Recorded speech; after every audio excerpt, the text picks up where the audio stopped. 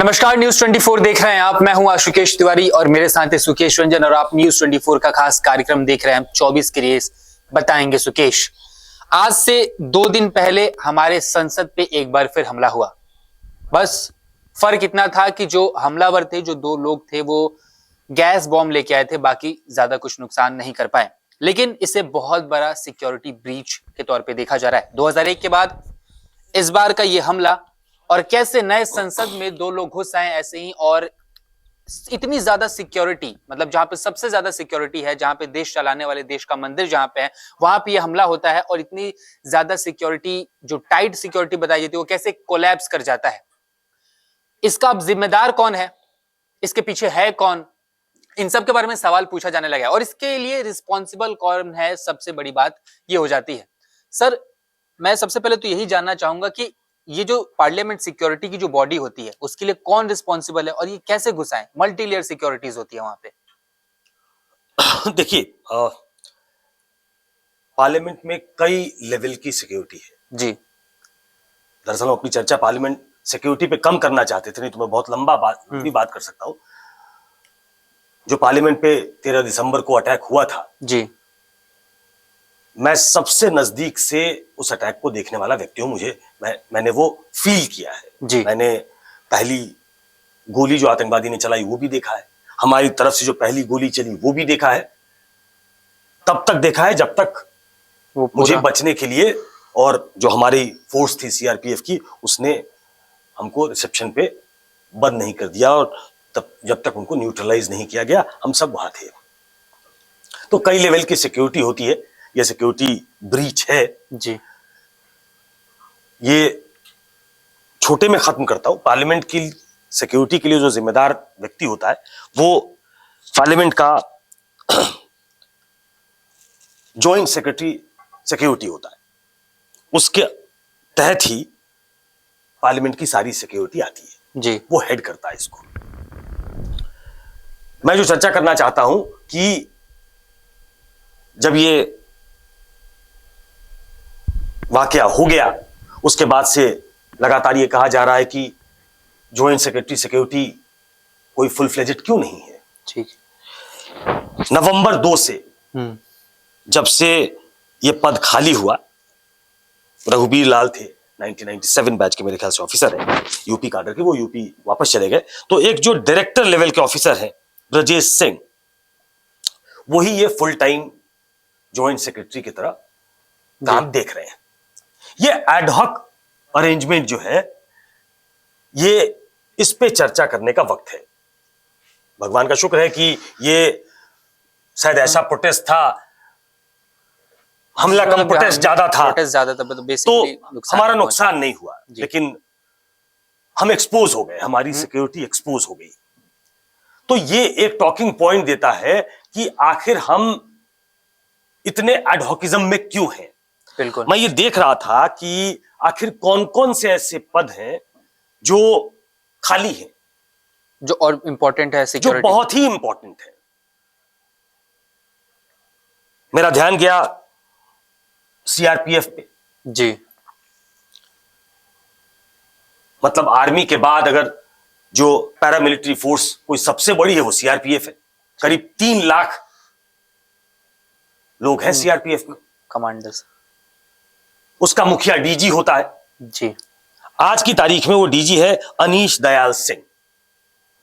ये IPS officer है, लेकिन इनके पास ये एडिशनल चार्ज है, कोई फुल फ्लेजेड डीजी नहीं है। आखिर क्यों है ऐसा, ये सवाल सरकार से पूछना लाजमी है। बिल्कुल। कि 3 लाख की फोर्स का एक फुल फ्लेजेड डीजी क्यों नहीं हो सकता, इतना टाइम बाइंग क्यों है, आखिर किसकी तलाश है कि अमुक व्यक्ति मिलेगा और इसको सीआरपीएफ का डीजी बनाया जाए। वो आईटीबीपी के डीजी है और नवंबर 2023 में उनको सीआरपीएफ की भी कमान सौंप दी गई। 3 लाख से ज्यादा ही, 3,25,000 के आसपास संख्या बताई जाती है, 3 लाख से 3,25,000 के आसपास बीच। तो सीआरपीएफ का DG ad hoc arrangement, additional charge. दूसरी सबसे बड़ी फोर्स है सीआईएसएफ। जी। Central industrial security force, forces. Coveted force है बहुत, मेरे ख्याल से करीब 2.25 लाख के आसपास यहाँ पे भी जवान काम कर रहे हैं, तैनात हैं सीआईएसएफ में, देश में अलग अलग बहुत इंपॉर्टेंट इंस्टॉलेशन की रक्षा करते हैं वो। अधिकतर एयरपोर्ट पे आप देखेंगे तो सीआईएसएफ की सिक्योरिटी होगी जी। जो इंडस्ट्रियल यूनिट्स हैं वो उनके हवाले हैं, उनका कोई फुल फ्लेजेड डीजी नहीं है। जो मैंने रिसर्च किया उसमें नीना सिंह है आईपीएस ऑफिसर, वो स्पेशल डीजी के तौर पे काम देख रही हैं। आखिर क्यों ऐसा है कि सीआईएसएफ का कोई उस फुल फ्लेजेड डीजी नहीं है, एडिशनल चार्ज क्यों है? मैं देख रहा था कि एक ऑफिसर थे सुजॉय एल थॉयसन, ये जून 2022 में डीजी अपॉइंट होते हैं एसएसबी के, जो नेपाल भूटान सीमा की रक्षा करता है। अगस्त में उनको आईटीबीपी का एडिशनल चार्ज दे दिया जाता है। अक्टूबर में जी वो सीआरपीएफ के डीजी बन जाते हैं। दिसंबर में उनको एडिशनल चार्ज बीएसएफ का दे दिया जाता है। सारे काम कर लेंगे।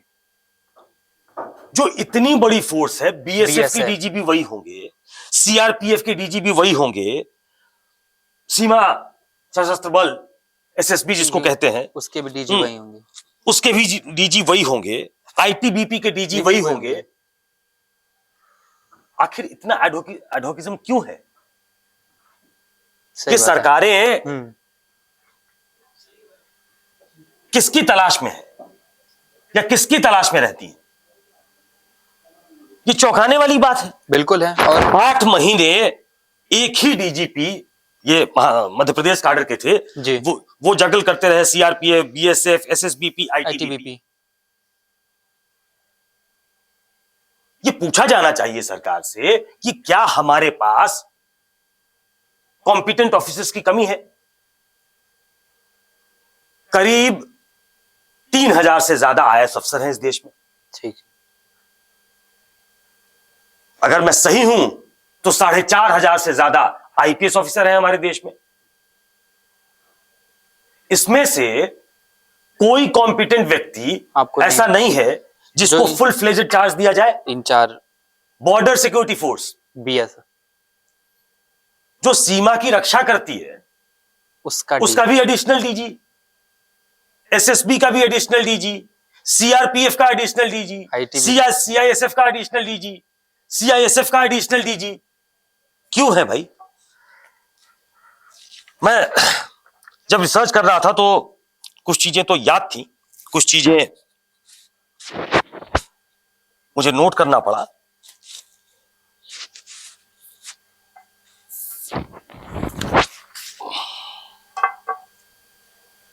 सुरक्षा से जुड़े जो एजेंसियां हैं उसकी चर्चा तो हम कर रहे थे, लेकिन सरकार की मंशा क्या है और सरकारों पे सवाल क्यों उठता है? सरकारों पे सवाल क्यों उठता है इस पे बाद में आते हैं। सरकार की मंशा कैसी है जरा इस पे आ जाते हैं। सबसे ज्यादा चर्चा में आजकल ईडी होती है जी। ईडी के जो डायरेक्टर हैं थे वो संजय मिश्रा थे। इसी साल 11 जुलाई को सुप्रीम कोर्ट ने कहा कि इनका जो कॉन्टिन्यूएशन है वो इनवैलिड और इल्लीगल है। जी, इनवैलिड और इल्लीगल है। सुप्रीम कोर्ट ने कहा। सरकार ने रश किया तुरंत।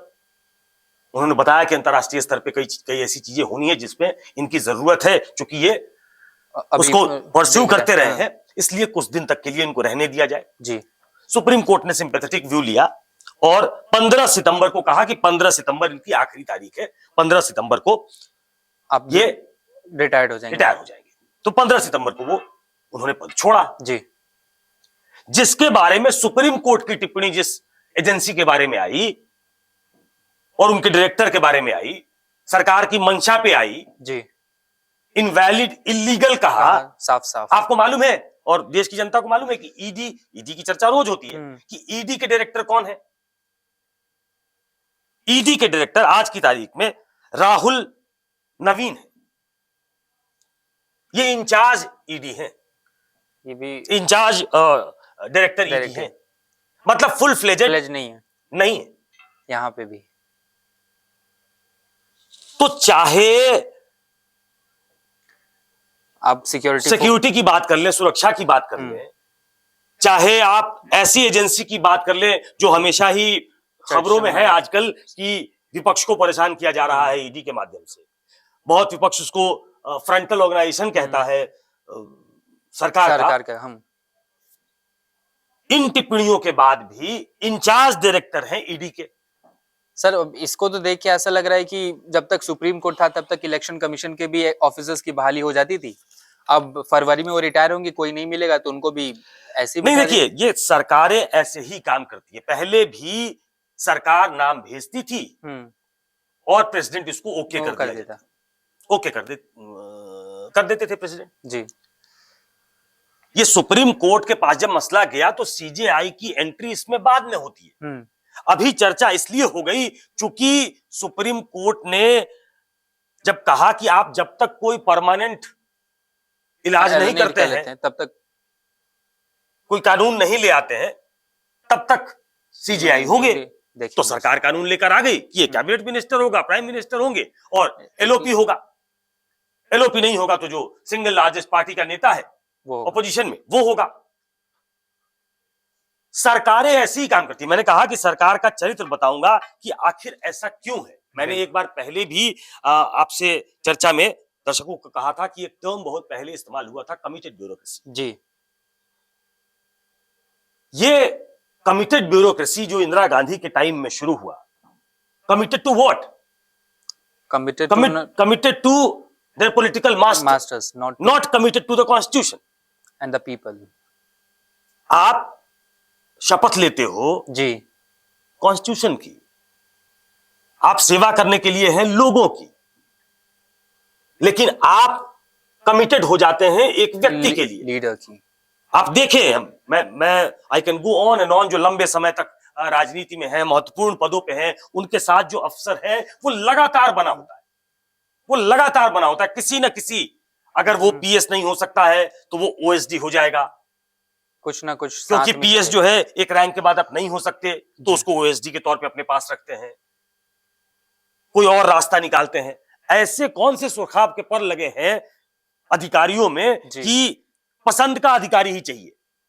और मैं घूम कर आता हूं कि पार्लियामेंट की सिक्योरिटी ये पैरामाउंट है। ये सिर्फ देश में नहीं, विदेशों में भी इसकी चर्चा हो रही होगी कि कोई नौसिखिया ऐसे कैसे पार्लियामेंट के अंदर कूद जाता है, सदन में कूद जाता है और अपने साथ स्मोक बॉम्ब लेके आ रहा है, स्मोक बॉम्ब फायर करता है। वहां खड़े हैं, एक ऐसी तस्वीर जा रही है कि एमपी उसको पीट रहे हैं। हाँ। ये हमने अपना मजाक बनाया है। बिल्कुल। सरकार कह रही है कि ये डोमेन है लोकसभा स्पीकर का, उन्होंने एक इंक्वायरी कॉन्स्टिट्यूट कर दी है, हमने भी एफआईआर कर दी है, और तमाम ये सुरक्षा के चाक चौबंद कैसे होगा इस पे भी वो कमेटी रिपोर्ट देगी। ये घटना कैसे हो गई, कोई कौन इसके पीछे था, कौन मास्टरमाइंड था, क्या करना चाहता था, ये सब हम पता करेंगे, सब पता चल जाएगा जी। लेकिन हम मूल सवाल पे आते हैं कि सब तो पता चले, लेकिन इस घटना का पर्दाफाश हो जाए कि किसने किया, क्यों किया, उनका प्रोटेस्ट मकसद था, कुछ और मकसद था, ये दीगर बातें हैं। लेकिन बड़ा सवाल ये है कि आखिर हम इस एडहोकिज्म में कब तक पड़े रहेंगे।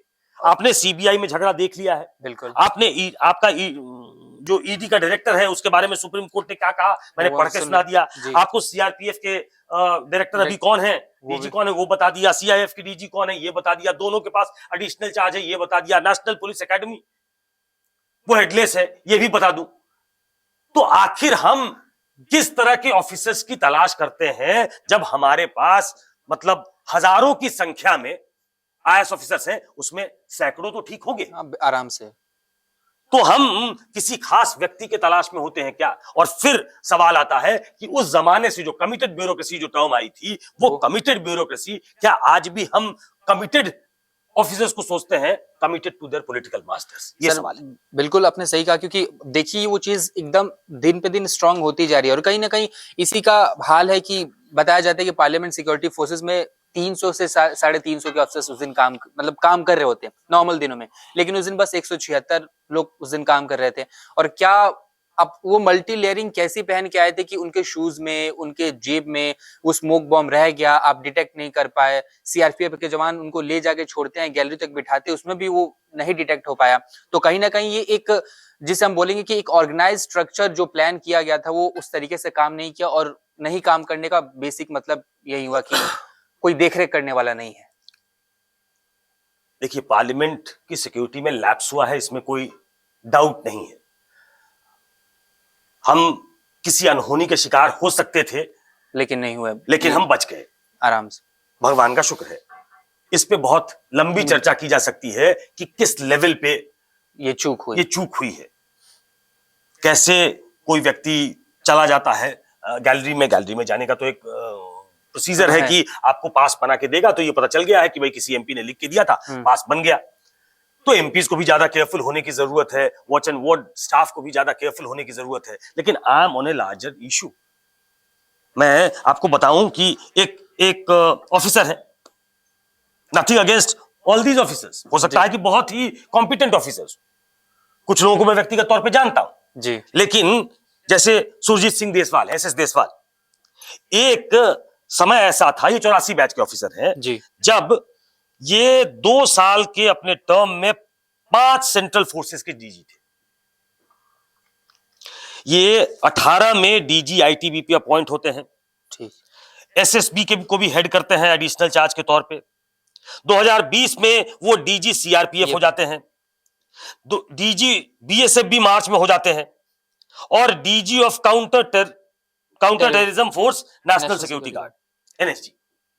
ये सारी एनएसजी हमारी टॉप नॉच फोर्स उसमें काम करती है, मतलब टॉप नॉच फोर्स है हमारी। जितने वीआईपी हैं उसमें से अधिकतर की सुरक्षा एनएसजी करती है, कमांडो के हाथ में। जब ऐसा कोई ऑपरेशन होता है तो एनएसजी उसमें लगाई जाती है, चाहे मुंबई हो, चाहे अमृतसर में जब हाईजैक हुआ था वहां भी एनएसजी को डिप्लॉय किया जा रहा था कि उस प्लेन को उड़ने से रोका जा सके, अमृतसर में ही रोक लिया जाए। ऐसे तमाम इसमें वो बहुत ही ट्रेन्ड ऑफिसर्स होते हैं, जवान होते हैं।